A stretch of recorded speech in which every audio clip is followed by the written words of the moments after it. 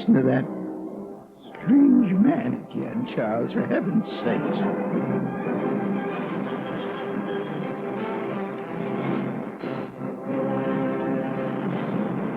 I've been sitting around here trying to figure out just what we're going to be called in future histories and future sociological studies. You know, they always call the Norwegians a seagoing people. You ever see this?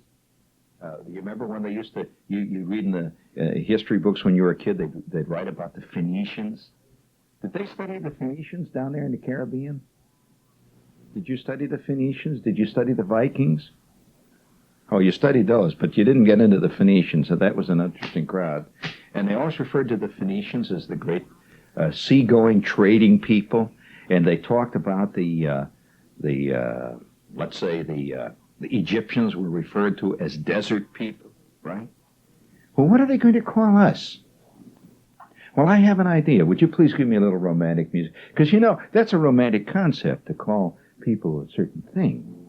You know, the seagoing people. That's got a certain swing to it, hasn't it?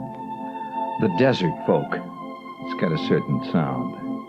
Well, I suspect that 2,000 years from now, when the scientists are digging among the shards and the midden heaps and the rubble left over from our civilization, we may very well be called the Turnpike People.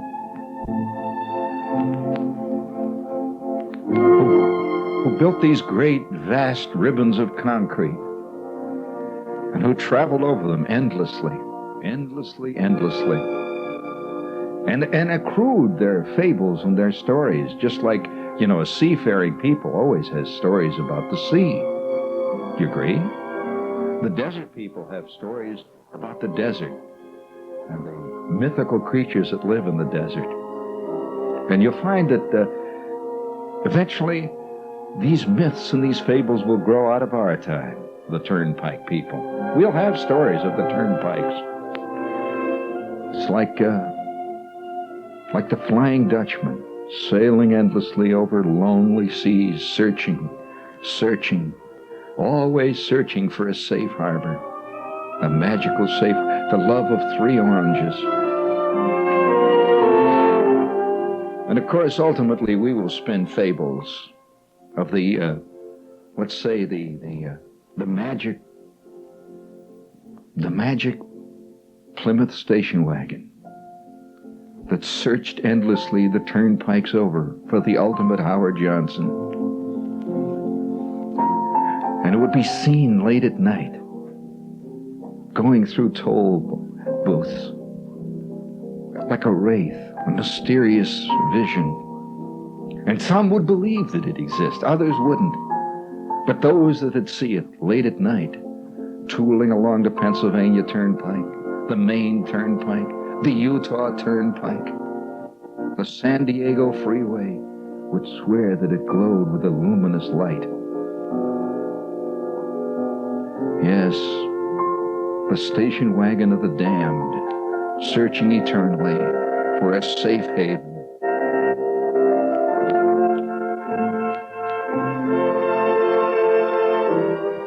And the people of 2,000 years from now will be fascinated by us. Just as though, you know, like we're fascinated by the Vikings and their great strange ships.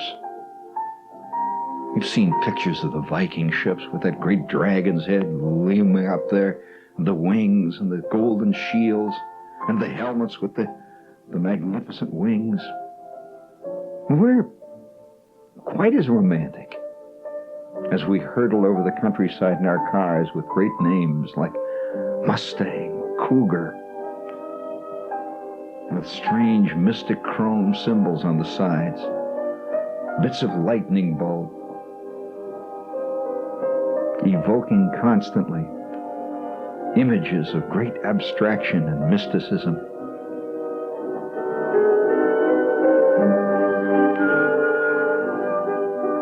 And they will say, strangely enough, most of their romantic vessels were named after animals.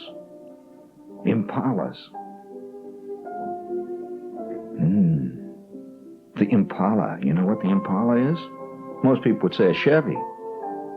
No, no.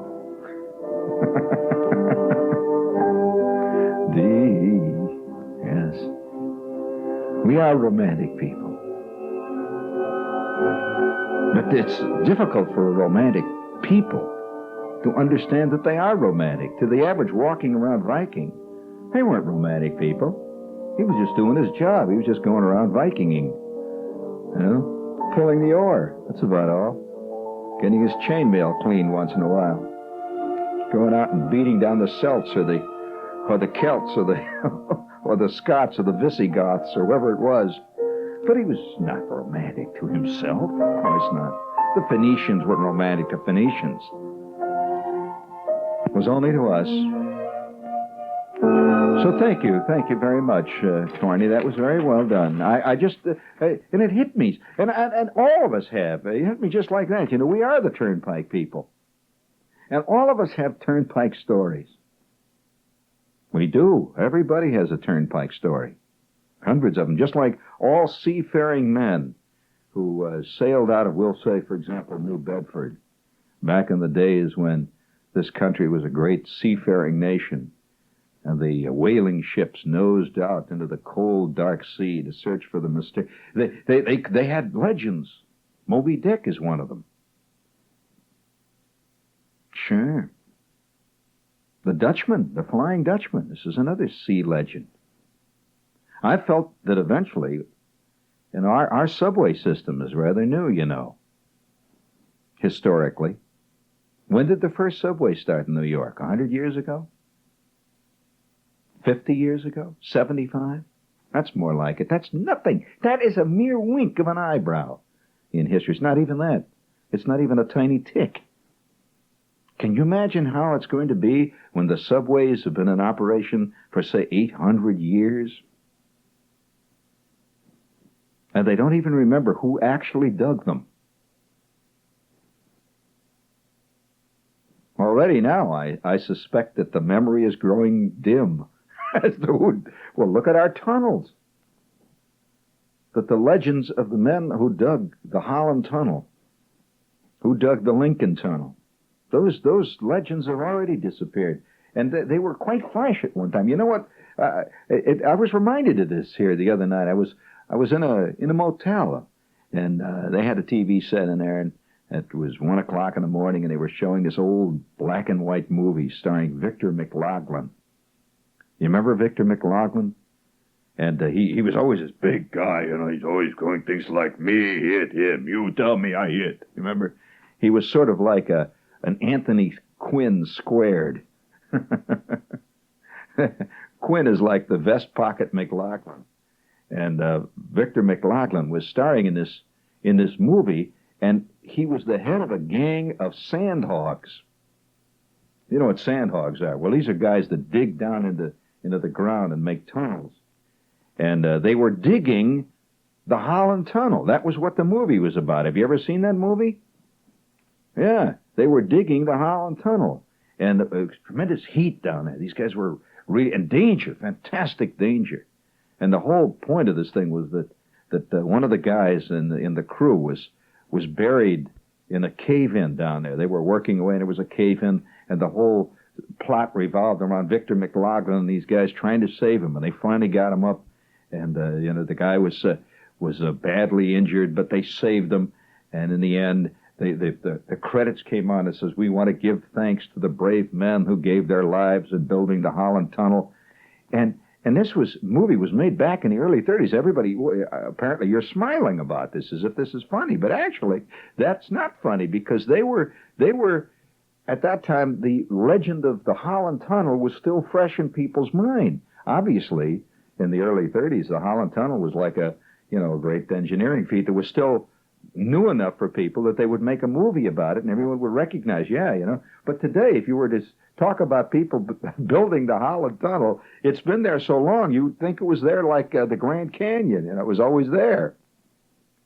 But no, can you imagine how, if now most people couldn't tell you anything about the building of the Holland Tunnel or the Lincoln Tunnel, or even for that matter, the George Washington Bridge or the Brooklyn Bridge.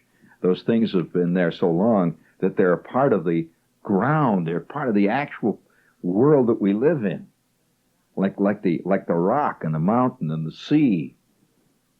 And so after 200 years, people will have completely forgotten. You'd have to look back in the musty records, and by then many of those records would have disappeared, as musty records do.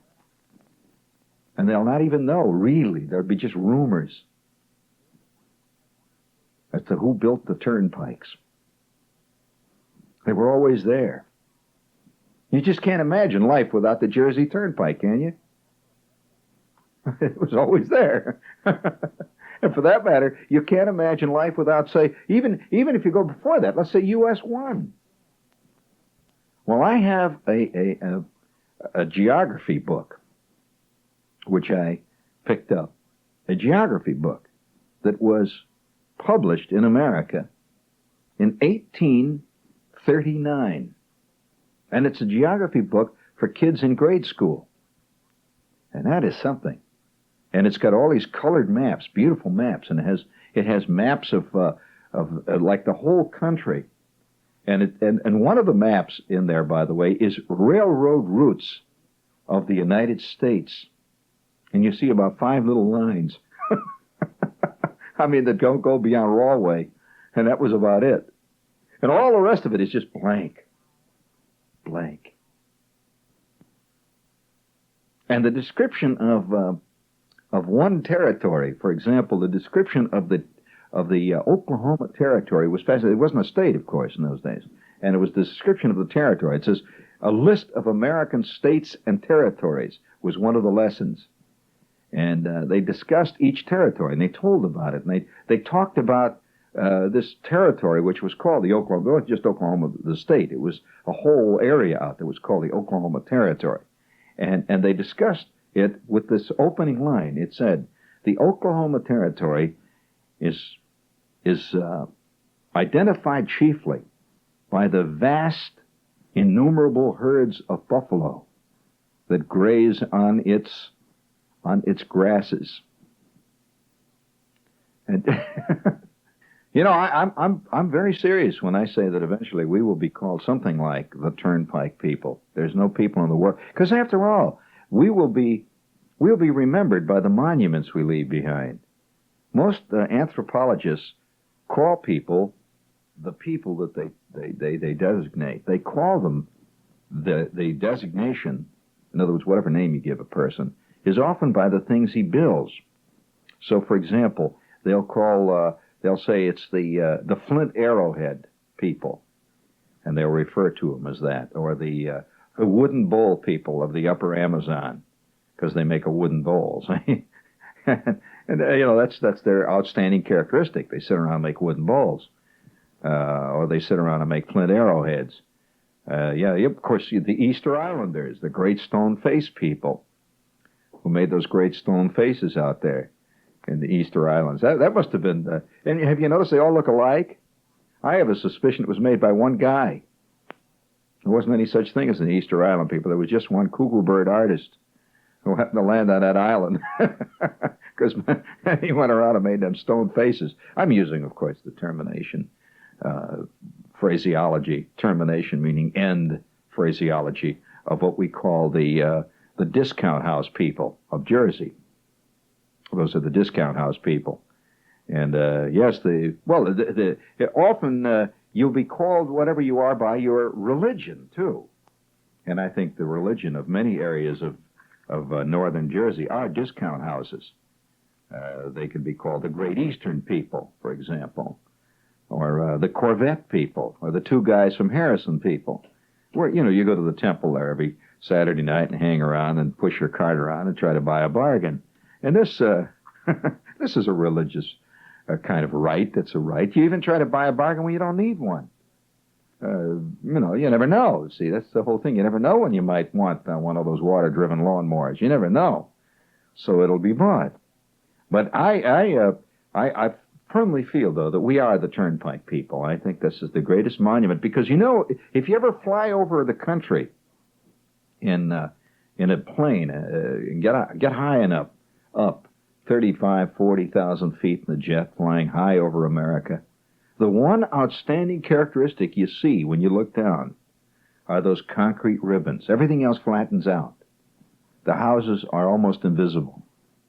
Even large buildings become almost invisible. But you can see those lines crisscrossing the country. Just like when you fly over Egypt, and I have done it in a plane, you fly over Egypt, the thing that hits you, you can't believe it, is there they are, those pyramids. Oh, man, they stand out. And you fly over Holland, what do you see? Canals. You see them crisscrossing the country, those ribbons of water, not streets, not concrete roads, but those canals stand out. They'll be the canal people. And we are the turnpike people. Not to say that other people don't have turnpikes, but we really have turnpikes. Now, you know, other people created pyramids. There were pyramids down in Guatemala, you know, places like Latin America. You know that there were pyramids down there. But you don't relate the pyramid to anybody but the great Egyptian dynasties. Why? Because they really laid the pyramids on. I mean, the Great Pyramid of Giza is 400 feet high. Do you know that? That's a pile of rock. Fantastic. That's a pyramid that doesn't stop. Well, if you've ever seen some of the 8-lane turnpikes from the air with the clover leaves and the clover leaf under and over, it's an art form. It's a fantastic art form from the air. I mean, that's a magnificent geometric and abstract design by that concrete. And of course, just like all people who have a thing which is endemic to their society, we have created legends, the turnpike legends.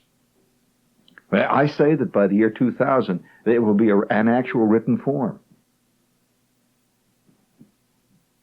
Things that have happened, mysterious events in the night. Do you want to hear one of my turnpike stories? Okay. Mysterious turnpike story. One day. Well, they're not always mysterious. See, turnpike legends also tend to have, like all legends, there's funny ones, there's mysterious ones. There are legends which just sometimes are inexplicable. Things happen. Like one night, I'll tell you one night, I'm driving along a turnpike one night. Just going along a turnpike one night. It was about 10 o'clock at night, something like that. When all of a sudden I see, in my rearview mirror, I see these two lights coming towards me. Now, it's night. And I won't even tell you what turnpike it was, because it's not important. It was a turnpike. Just like the sea is the sea. The name of the turnpike is immaterial. All turnpikes are part. And have you noticed that so many of the things that have created the human legends have to do with travel? The sea is a traveling thing. It's just part of the legend of man. Man is always struggling to go there. It's like space legends eventually will already be created. Legends of astronauts of the past. 1,000 years from now, they'll talk about the first beginnings of the astronaut world. And that will be travel again. Always escape. Sir Francis Drake and the legends of the sailing, the Santa Maria, the Pinta, and the great legends of exploration. And so one night I'm driving along and I see these lights in the back. I look up and I see him coming at me. Well, I want to tell you, this guy went by me. He must have been going, I would say, and I'm being conservative here, he must have been going about 135 miles an hour. Yes, I mean, he went screaming by, and he was driving a big Mercedes 300 SL convertible. This was back in the gull-wing days of the 300s. And this car was just not the current Mercedes. This car was just a little bit removed from the racing Mercedes, which were racing on the European tracks at that time. Well, this guy went by in that silver Mercedes he went by literally like a bullet. He just went zoom, and he went past me. I'm telling you, like he was shot out of a bow. Well, I couldn't believe it. This guy, he flat out. And then I see coming right behind him. Now, there were maybe a mile separating him. were another pair of headlights, and past me went a state police cruiser going roughly the same speed with the lights going, and he just went, he went past me, and he was chasing this guy. Well, it just so happened that I was not more than a mile or so, maybe 2 or 3 miles roughly, from a big toll gate exit there. Well, obviously, this guy is going to have to go somewhere. There was no outlet anyplace. There was no outlet either. In other words, he couldn't take off across the fields, nor could the cruiser, and they were going to be stopped at that turnpike thing. Well, I said, oh man, this is going to be a fantastic scene. Well, I drove along. I'm just driving along at maybe 75, something like that.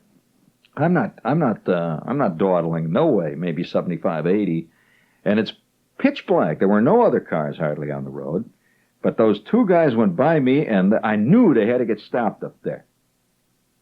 Well, I pulled up finally to the toll pike, to the exit there, the gate, and here they are. There are all these little chrome boxes all lined up, and with a great big thing that says exact change lane and all that stuff. And I pulled up to one of the guys in the thing, and I stuck my head out, and I gave him my IBM slip there with some money. And I says, man, I said, what a fantastic scene. I says, did they get that guy? And he says, what guy? What are you talking about? I said, well, that Mercedes that went by me back there with that squad car after him. He said, I didn't see nothing here. And with that, he sticks his head out and he hollers at the guy in the next booth. He says, hey, do you guys see a Mercedes and a squad car go by here or something? No. That's the last I ever heard of it.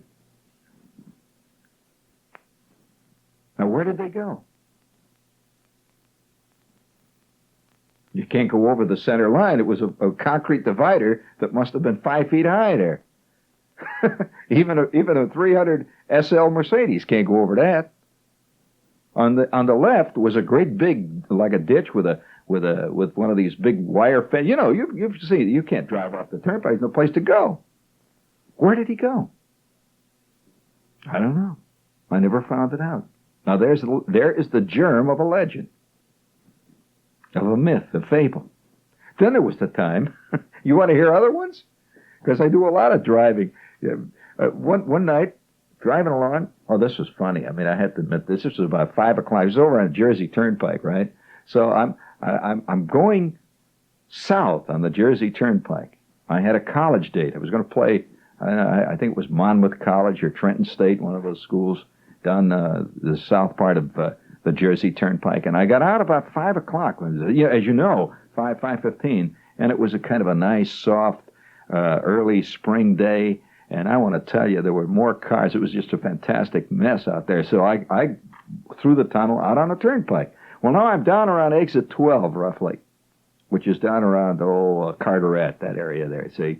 And on all sides of me, there's cars and stuff, and then tremendous. And I'm driving along when all of a sudden I see something's happened up ahead, and there's a tremendous traffic tie-up. Everybody stopped. All the cars were stopped. Every lane was stopped. As it later turned out, what it was some big truck jackknifed way up there about 3 miles ahead, and that was the end of the traffic for a while. See, and every lane, that's the point of the story, every lane was stopped. And I'm driving up, and I pull up to the end. Now, I happen to be on the inside lane. The inside lane is right next to this great big steel guard protector, see, and I'm on the inside, and so I pull up and I stop. There I am with the protector guard on my left, right outside the window, and ahead of me is this car, and we're bumper to bumper practically. I've got about 2 feet between me and him. I'm just sitting there, and as far as you can see, the cars are lined up. Well, I'm sitting back there in the car, and I figure, what the hell, there's nothing you can do. You're here, so why not? So I turn on a radio, and I'm sitting there. And it all started to happen. I look up in my rearview mirror, and I see a guy coming down the inside lane, coming at me in a VW. And he is fat, dumb, and happy. You know that expression? He is talking to somebody with him, and I could see him in a rearview mirror. The visibility was like crystal. So it was about 5 o'clock, beautiful day. And here's this guy, blah, blah, blah, blah, blah. He's talking away. He ain't going to stop. He is coming at me hell-bent for election. And I see him coming, no place for me to go. What am I going to do? You know, there I am. All right, go forward. I got about 2 feet ahead of me, see? So the person who was with me, I says, okay, quick. I says, get down, put your head down. This guy's going to clobber us. He's going to get us. He ain't even slowing up, see? So I see this guy, and he's fat, dumb, and heavy. He's talking away. It's coming. It's like fate, you know. He's coming closer and closer, you know. It's getting serious now at this point. Not yet. It's getting serious, see? So I said, well, what am I going to do? Now he's about 100 feet behind me, and he is coming. He's going maybe 35, 40. He's not going that fast, thank heavens. He was going about 40 miles an hour. When at the last minute, see, I see this guy look out. His eyeballs look like ping pong balls. He goes he ain't going to stop. Just at that instant, the lane on my right pulls forward. Shepherd goes, whoop, whoop. He's in the next lane. And this guy goes right on by me, and boom! He clobbers the guy that had been ahead of me. Oh! Wow! And I just see this poor guy. No, keep there, you. I see this poor guy that had been ahead of me. He's sitting up there. All he knows is there's a car parked right behind him. The next thing you know, kaboom! What the hell happened? Oh, man. And my lane, for some reason, just continued to move. And I drove away, and I never found out what happened. What a close one. How do you like that little story? I mean, every guy, you scratch anybody who has driven hundreds of thousands of miles. Have you ever thought to yourself how many miles you have driven, the actual total, since you first started to drive as a kid? You know, I wish we kept logs like pilots do. You know, a pilot can tell you right down to the 10th of an hour how many hours he has flown. Did you know that? You keep an absolutely, by law, accurate log of all your flying and what kind of planes you flew it in, what the trip was, how many hours you spent under the hood, whether it was VFR flying. Wouldn't you love to have a log of all your driving? And with the kind of car that you drove? What time you started the trip? How many hours you spent driving solo versus dual? When somebody was driving the car and you were on the other side of the seat? And so, can you imagine when you keep little logs that talk about mishaps, various things that you had? You could sit back there and you could read your whole life. You could literally, practically read your whole life in the log of your driving.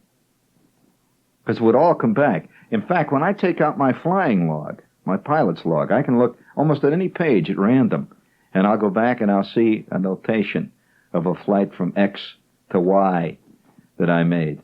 And the number of hours, the type of aircraft, the type of engine that's in the airplane is logged too. You keep that, and I can. Then I see the trip again. Oh yeah, I'll never forget that time. Yeah, yes, and you read it says land at Morristown Airport. Yeah, I remember that day, and it all comes back to you. The log. I'll tell you another little quickie here. One of the funniest things I've ever seen on the. In the Turnpike legends. Shepard's already compiling his legends, you know, like the legends of the sea.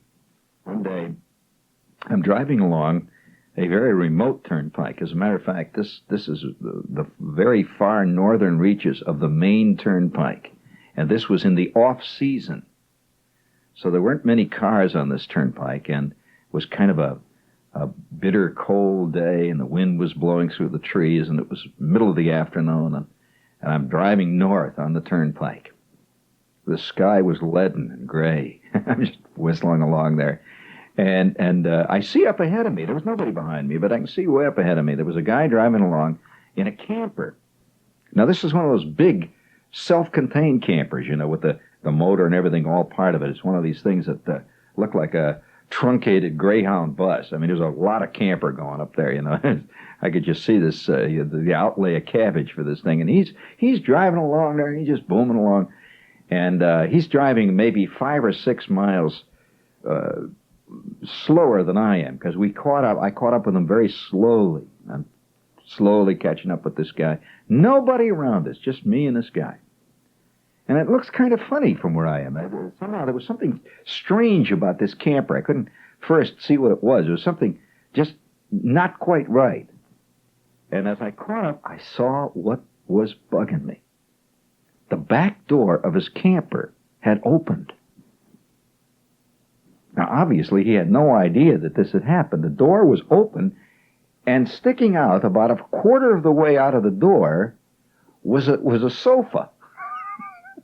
Guy's driving along, and the sofa's got these little casters on it, and the sofa has just backed right out of the back of the there it is. It's hanging out. See, it says, oh my God, the guy's going to lose his sofa. It's hanging out like that, and he's driving along, fat, dumb, and happy. So at that, shepherd, the good Samaritan, see, he pulls up alongside of him. We're booming along, maybe 65, 70 miles an hour, and I go wah, wah, like that with the horn. See, and he looks out. He's way up above me. See, He's got this great big camper, and I'm driving this little fast sports car, see? So he looks down at me, and there's a certain kind of guy that thinks everybody who drives a little sports car is some kind of kook, some kind of nut. They all do. Look at that guy with that little foreign kind of nut. They always think you're either subversive or you're running pot somewhere. You're doing all kinds of stuff, see? Had I been driving a Chevy, he probably would have listened to me. Old grandma comes along on her Impala, see? So I go, He looks down, and I wave. I'm trying to hang out the side window there. I go, hey, hey, I'm yelling over and this car was real noisy. See, his great big, huge engine in this thing is roaring like hell. He can't hear me, obviously, so I'm saying, hey, your back door is open. You're losing your sofa.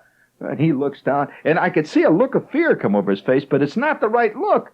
Obviously, he thinks I'm trying to rob him or some crazy thing, I'm up to no good. So with that, he runs his window up, and he's talking to his wife. He's looking real mad, and he starts to step on it. What the hell? So I drift behind him again, and I said, I ain't going to stay behind this guy. The sofa is now about half out. It's come even further out, see? So what am I going to do? See? So I pull up next to him again. I say, hey, your sofa, your sofa. And I could see him saying to his wife, almost in pantomime, look at that nut. That nut's doing it again. Let's get out of here, Mabel. He floors it. Well, we go like that for about 15 miles, and I keep trying to tell him the sofa's hanging. That's so funny. I said, to hell with him. I mean, if he wants to lose the sofa, let him do it. And I pull into the Howard Johnson, say, I'm going to have a cup of coffee, get a little gas, see, so I pull in, and I go into the counter there, and I order the coffee, and I get the car gassed up, and now I go zoop out on the turnpike again.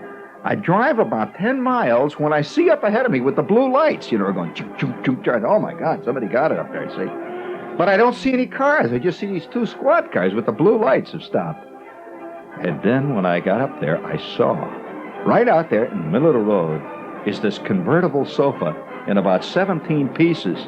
And these cops are walking around trying to figure out how the hell a sofa got in the middle of And then, I pull up, see, and they wave me on, get along, buddy, see. And as I drive further on, I can see the scene when they get to where they're going.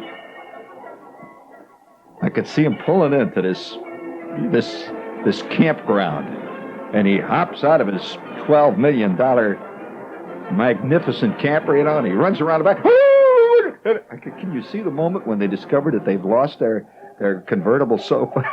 What are we going to sleep on tonight? Can you imagine him explaining it to Mabel? Well, I thought the guy was some kind of a nut. She says, yeah, see, there you go again.